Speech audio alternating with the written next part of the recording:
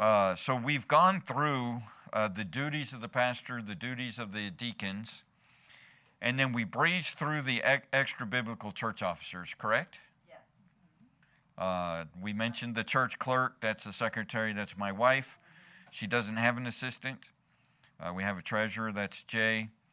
He doesn't have an assistant, and we don't have a Sunday school superintendent. It's me. Under the leadership and direction of the pastor. So that's who's doing it. So we're again in Article 5, election and appointments, calling of the pastor.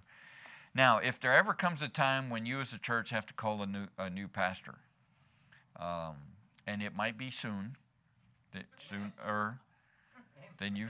Wow. Any women? So no, right? This from Sunday night, just soaking in the love.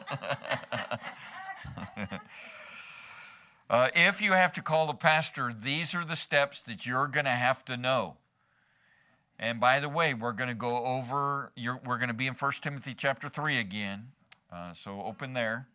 And then we're going to be in Titus chapter number 1.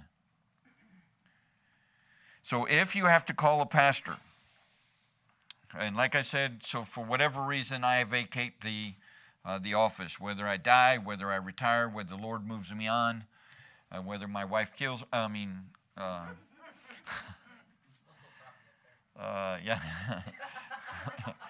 If I'm standing up here like this and I'm bouncing into,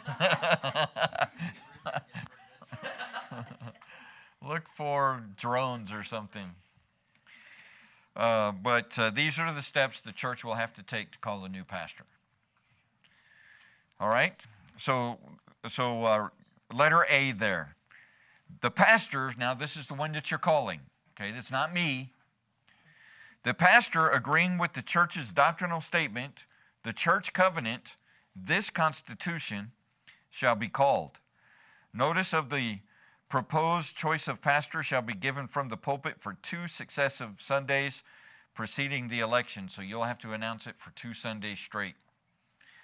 So you can't, and by the way, we're going to see here in a second, you can't fire me on this Sunday and then call another pastor on the next Sunday. Because you have to give me 2 Sundays, and then you have to give him 2 Sundays. So if you're scheming, it's still going to be a month before your scheme is going to be done. All right, so 2 successive Sundays preceding the election, which shall be at any regular or specially called business meeting for such purpose, except at the initial calling of the church's first pastor, which can be immediately upon the acceptance of this Constitution. So I was the pastor when we instituted the Constitution. I didn't have to be elected. By the way, when we did the Constitution, Betty, were you here when we first instituted the Constitution? Okay. So it was us, the Petersons, and Betty, I think at the time. And I went through the Constitution way back then, and then we, ratified it or something like that. So on that day, I became the pastor. That's what that little statement is saying right there. All right? So any pastor from now on is going to be a 2-week or a 4-week process if I'm still here. All right? So a 2-week process. Following the initial, in the parentheses there, accepted, we read that. The minimum affirmation vote for the issuance of a call shall be 2/3 of all ballots cast. So not 2/3 of all members, but 2/3 of all ballots. Following the initial calling of the pastor, the said pastor shall continue in the called position until such a time as he feels led of God to leave, or in the event he should depart from preaching the word, the church congregation shall take such action as deemed necessary. So any pastor that you call as a church, his primary function is going to be to preach the word. If he does not, by the way, if I don't, you have the authority to start the process. And so, according to the church's constitution, my main job up here is to preach the word. And you'll see almost every single service that I'm up here and I'm officiating, we're opening the Bible, right? And so when at such a time that I am not preaching the word, or your next pastor or the next pastor or whatever pastor, if they're not preaching the word, then that's when the church can take action. All right? And it's not going to be one person, oh, I don't like the way you preach the word. It's going to be the whole church that's got to get behind that. All right? So if you've got a beef with me, I'm still preaching the word. Your problem is between you and God now. Yeah, we might lose power. Yes. Hold on. Yes.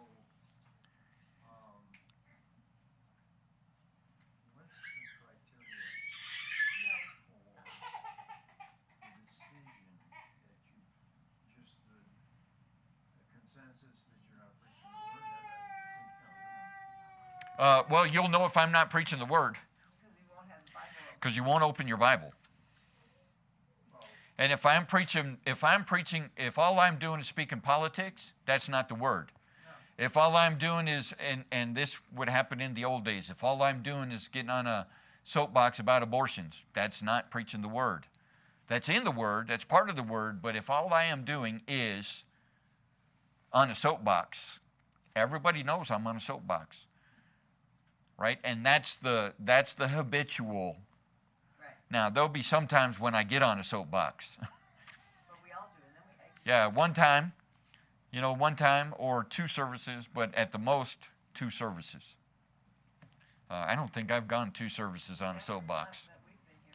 And so it would be a pattern of all I'm doing is politics. All I'm doing is abortion. All I'm doing is and it could be community service. All I'm doing is food bank. All I'm doing is homeless. All I'm doing is addiction.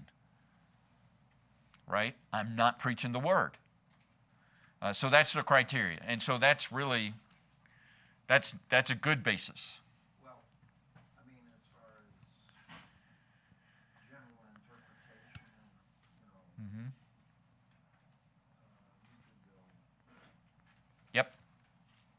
I could. Still preach the word, but Get way off of, that's actually getting on a soapbox. If I'm not preaching what the plain language of the scriptures is, and I'm trying to twist the scriptures, then I'm on a soapbox. We had a supporting pastor who went into dementia. He was in his 70s, late 60s, early 70s. And the congregation started to see him departing from just reality in his preaching. And they got together and as a group decided it was time for him to step down. He Yep. wasn't going to step down on his own. Yep. Oh, wow. So if you see my early onset dementia kicking in, Not so early anymore. it's, The thing is, how would you know who to call to replace you? I mean, All right, so any idea? now that's going to be in here. Yeah, that's going to be in here. Basically, a pulpit committee is going to be formed, probably the men of the church. They will scan the internet. They'll put out ads. Old Pueblo Baptist Church is looking for a senior pastor. Like there was And an they'll- ad that one time. Yep, and you'll receive resumes Okay. or candidates, and then you'll invite that person to come. Usually what happens is they'll preach a whole week. So they'll preach Sunday morning, Sunday night, Wednesday night, so you get a good idea of how they're going to be on each night. And then they will go back home, wherever that is, and then you as a church will pray about it and seek God's will. And the man that the Lord indicates is the one that you'll issue the call to. And that's just basically calling them up and say, hey, we feel like you're the guy. Okay? And then he will have been praying about it too, and he'll say, yes, I feel like I'm the guy too. And then he'll come and you'll do the 2 weeks. You'll give him 2 weeks. You have to have successive Sundays, and then you can have the vote. All right? I have no idea where you even start on something like Yeah, usually, let me give you for instance. I've been working on the website and working on the email issue that we've had for a while. And Jay emailed me and said, hey, this is how we found the church, and it's got the wrong address. Yeah. So there's a kjvchurches.com that people will go to, and it had us on 21st Street. So I went to kjvchurches.com and took over ownership of our section there, and I was able to make changes. And so on that were resumes or pastors that are looking to be pastors. So pastors that are without a church, or even on their churches without pastors, because that was something I could have put on the listing for Old Pueblo is needs a pastor. And so if I was looking for another pastorate, I would go to a place like kjvchurches.com, and I would scan and look, needs a pastor. I'd send my resume. Me being on the other side, Right. you know, if I'm the pastor seeking a pastorate, and you're the church looking for one, that's something that I would do. By the way, I put my resume in for the senior pastor job of Old Pueblo Baptist Church. When I saw the benefit package and the salary, I was like, yes! Yeah, really? In that ad. But it turned out that ad was very false. All right, let's look at letter B. The pastor shall exercise general oversight upon all church interest and to preside at all business sessions of the church except when the business directly concerns himself, at which time the chairman of the deacons shall preside. The pastor's tenure of office may be terminated by either the pastor or the church, providing a written notice is given. I lost page number 5 again.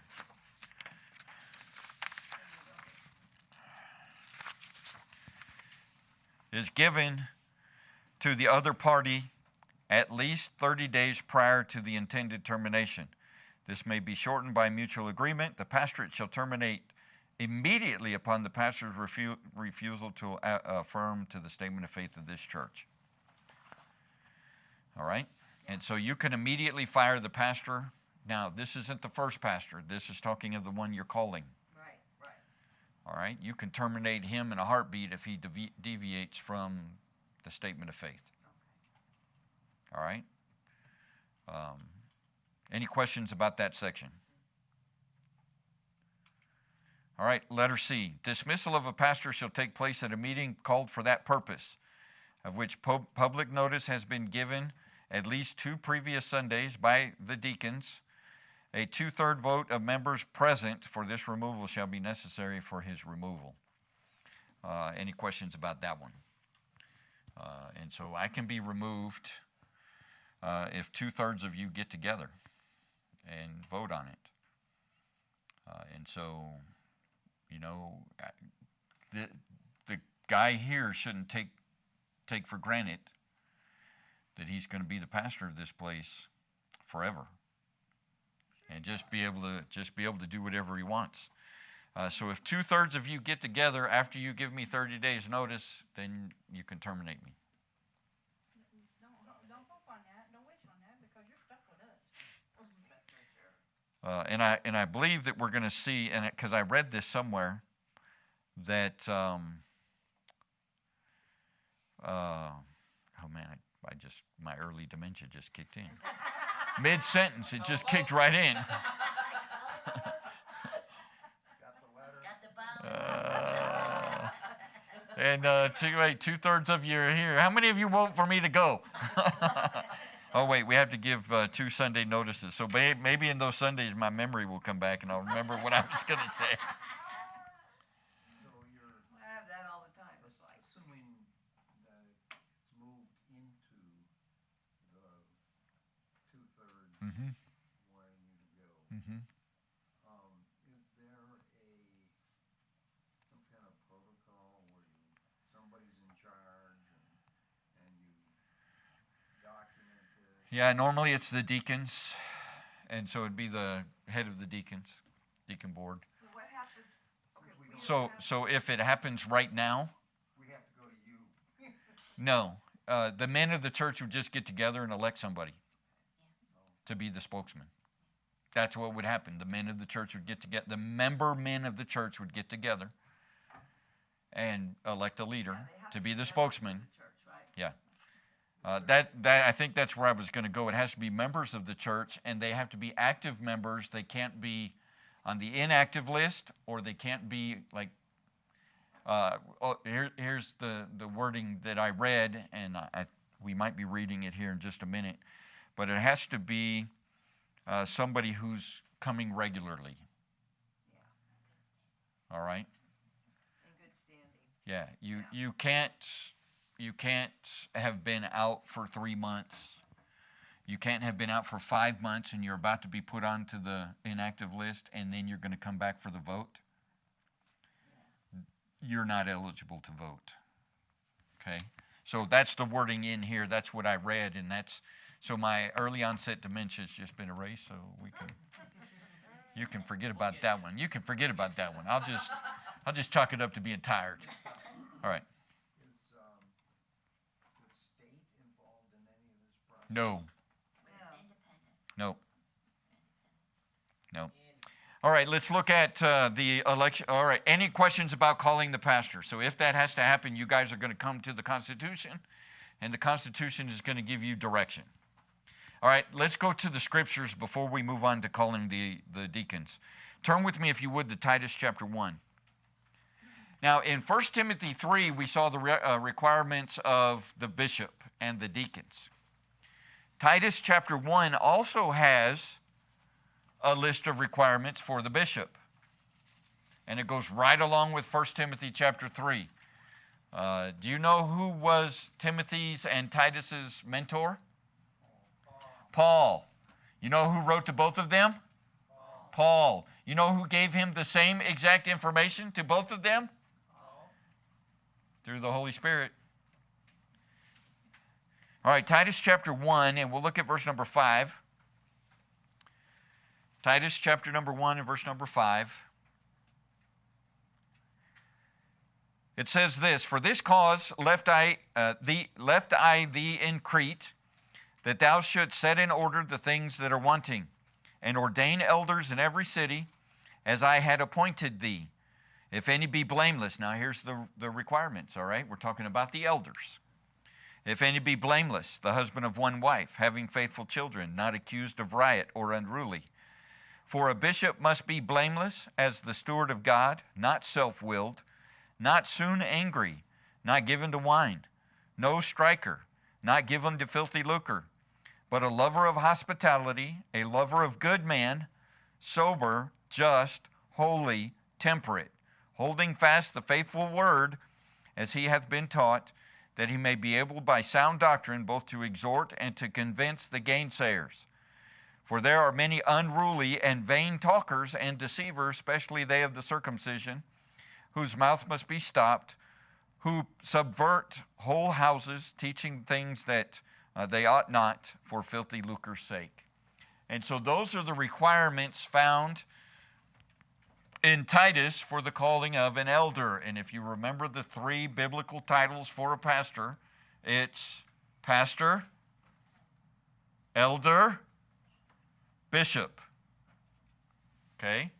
So anytime you find those words in the scriptures, the majority of time it's going to be speaking of the office of the pastorate. Okay?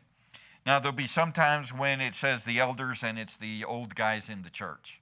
It's the mature Christians in the church. Sometimes that will come up. And so as you are calling a new pastor, the first places that you're going to go are going to be 1 Timothy chapter 3 and Titus chapter 1.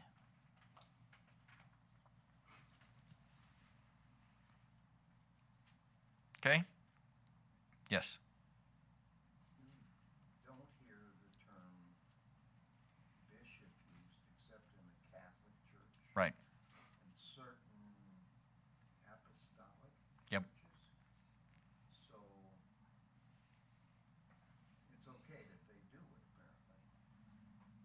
No. No, why not? Because they're doing it for title's sake. They're not biblical bishops.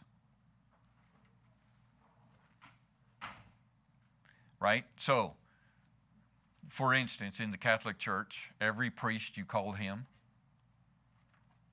Father. What does the Bible say about calling any man father?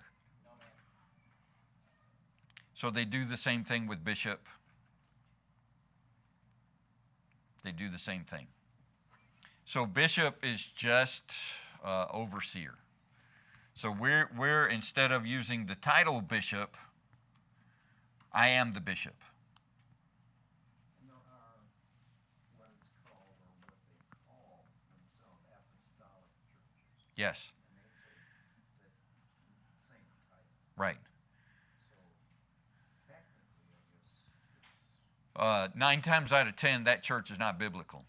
yeah, okay. So As far as the titles and Yeah. all that. they've taken and perverted the title. Do we know of any good bishops Andy Bishop. that call themselves bishops? Andy Bishop. He's not rich. That call themselves bishops, not that I know of. What about reverend? I'm not keen on reverend either. There's one verse in the Bible that referring to the Lord, and I believe it's in Psalms, and it says reverend is his name. And so don't ever call me the Reverend John Sugar. I'll look at you, and if you're a church member of mine, I will say, don't ever call me that. I have had my name put up on somebody else's church's signboard. They called me the Reverend John Sugar. You'll never see me do that. Because again, we've taken a name that is the only context in the scriptures of that name refers to Jesus Christ. And if I start wearing my collar backwards, you'll be knowing that something's going on. Or I slide a collar underneath. Uh-oh. That's why I wear colored shirts under my shirt. All right, let's go on. And so any question? Say it again. Psalm 111:9. If you want to turn there, we'll look at that real quick since we mentioned it. Since John, thank you, brought that up. Psalm 111 and verse number 9. Psalm 111, verse number 9.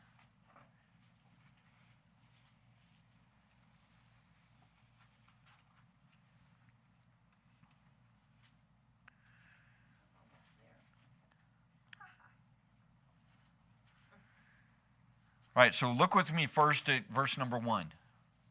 All right, it says, praise ye who? The Lord. All right, and then if you follow the verses down, you're going to see the word he. And then when you get down to verse number 9, we have he. So that he goes back up to verse number 1. All right, he sent redemption unto his people and hath commanded his covenant forever. Holy and reverend is his name. Okay, whose name? The Lord's name. And so, not my name and not my title. Somehow we've gotten into our minds that if somebody gets a bachelor degree in biblical studies, that he's a reverend, that he's God now. And this is the only time you'll see that name, that word used. And it refers to the name of God. And so, based on that, let me be a little direct. Don't ever call me or any person that stands in this place reverend. Doctor is fine, pastor is fine, brother is fine. My preference is brother. Okay? for anybody that's here. All right, Brother Harper. Just blinked on their names. Brother Smith. Okay, Brother Tim, if you know him. Brother Richard, if you know him well. That's my preference. Tim and Richard are not pastors, and so the term Pastor Schmidt, pastor, is not applicable. They hear it all the time, but it's not applicable. They understand, but don't ever call him Reverend. Okay. Now you can call Richard Dr. Richard. You can call him Dr. Harper. He has a doctorate in theology, and so you may call him Doctor. You may call Pastor McClure, you may call him Pastor because he is. You may call him Doctor because he is. And you better call him Sir because he's 7th degree black belt and he'll let you know. But also because he is, he'll never do anything about it. He'll just say, because he's kind that way. Don't ever call me bruh.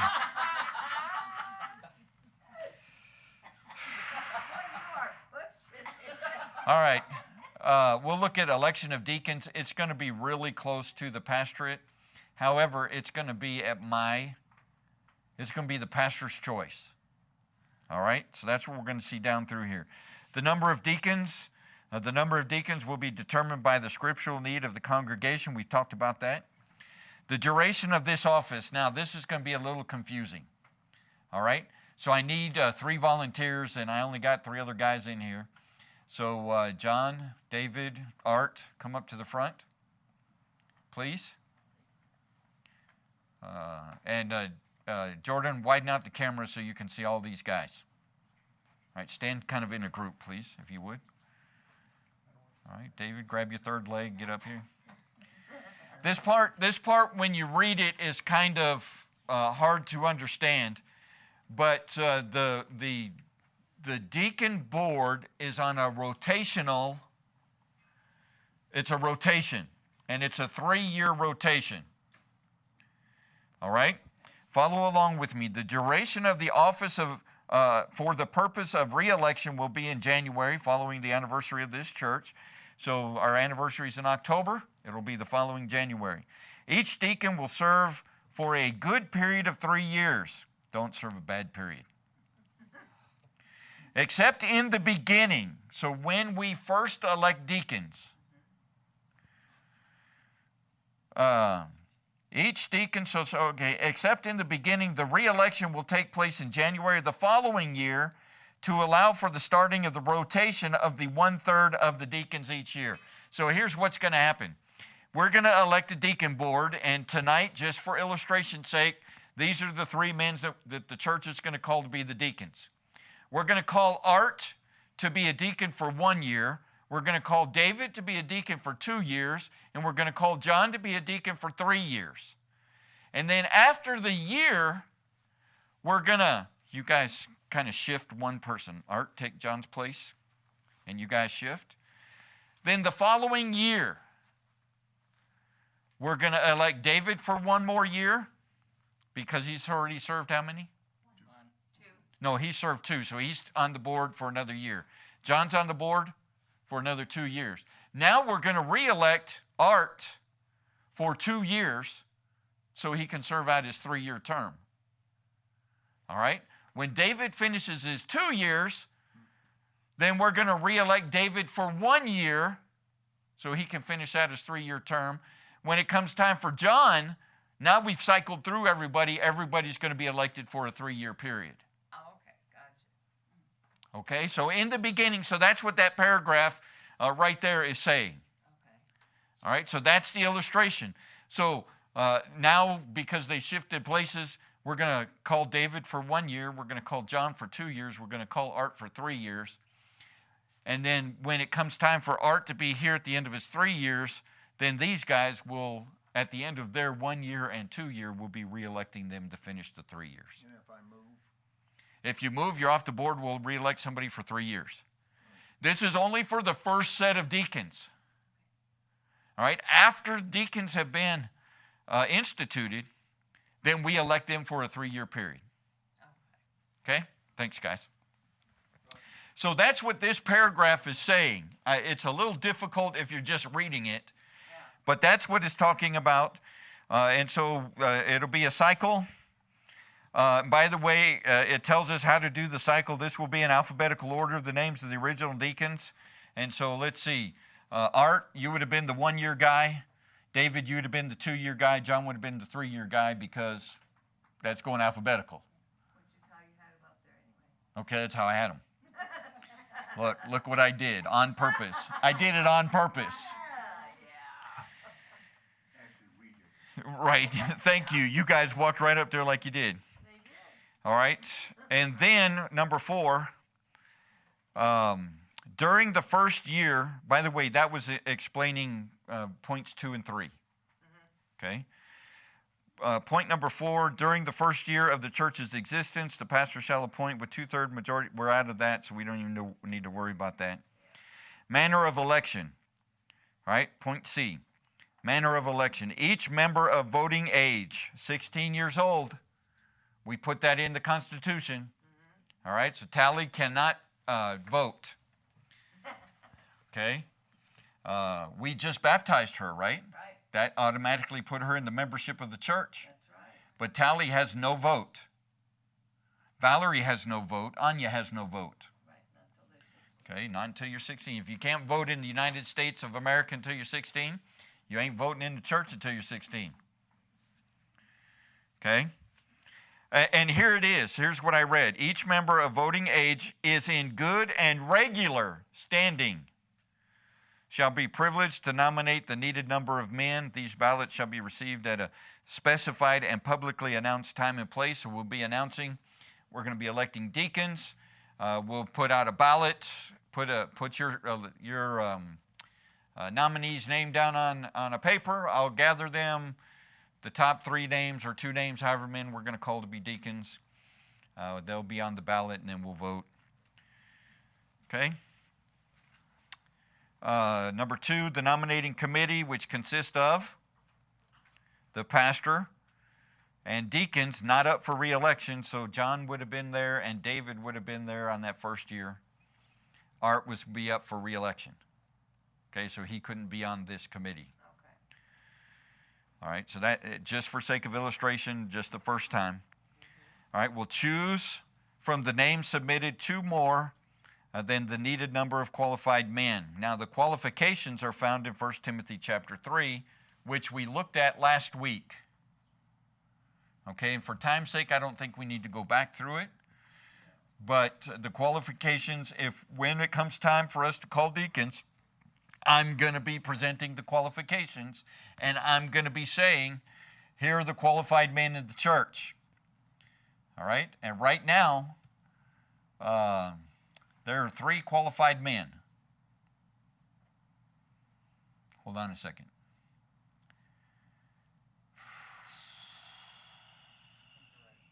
There's 3 qualified men in the church, according to the requirements. Now, some churches would say there would be 4 qualified men in our church. I don't think that that Jay is qualified, because one of the qualifications, he has to have his children, he has to rule his children well. And so the implication there is the deacon needs to have children. Well, they do have fur babies, and they're kind of like their children. So I'm, I could be persuaded, depending on how many cinnamon rolls they brought me. No, but according to the qualifications found in 1 Timothy chapter 3, I can think of 3 qualified men in our church. Okay? And so we see that at the end of point number 1. Point number 2. Point number 3. These men will be presented to the congregation for approval as candidates at least 1 week before the election. From these approved candidates, the new deacons will be elected. So I brought up Art, David, and John. And according to the Constitution, I would have to bring up, let's say we'll bring up Jordan and we'll bring up Jay, because there has to be 2 more than we're going to elect. Okay? And so we'd have to vote from that pool. So if we're going to get to the place where we're going to have one deacon, then we're going to have at least 3 standing up here. And we'll elect from the 3. Okay, and then we'll keep electing them until you vote on the one that I want to have as the deacon. So funny. Right? No. Oh, no. Okay. Yes, quickly. My time is like way gone. Okay, so the question is, if you've got someone in another position like Jay's Uh-huh. treasurer, does that knock him out? No. I mean, other than the fact that, No, because a deacon can serve as the treasurer. and have other Yes. functions. Yes. Because treasurer is not an elected, it's not elected, it's appointed. Does that make sense? You can't have more than one pastor, senior pastor. You can only have one senior pastor. You can have an assistant. I can have a pastor of music, and I can have a youth pastor, and I can have a children's pastor, but there's only one senior pastor. Okay? So yes, you can be a deacon, and you can be the janitor. Will be. And if we remember the teaching from last week, No, we have to serve. you will be. All right, let's look at section 3, appointing of salaried people. This should only take a minute. The Constitution provides for part-time, full-time employment of personnel as the future requires. These individuals directly responsible to the pastor, thus the church shall determine with the advice of the pastor their appointment, work schedule, salary arrangements, and dismissal. And so if I feel like we need to hire somebody, I will bring that up to you, and then we will vote on it and say yes or no. All right, any questions about the appointment of a pastor or the appointment of a deacon?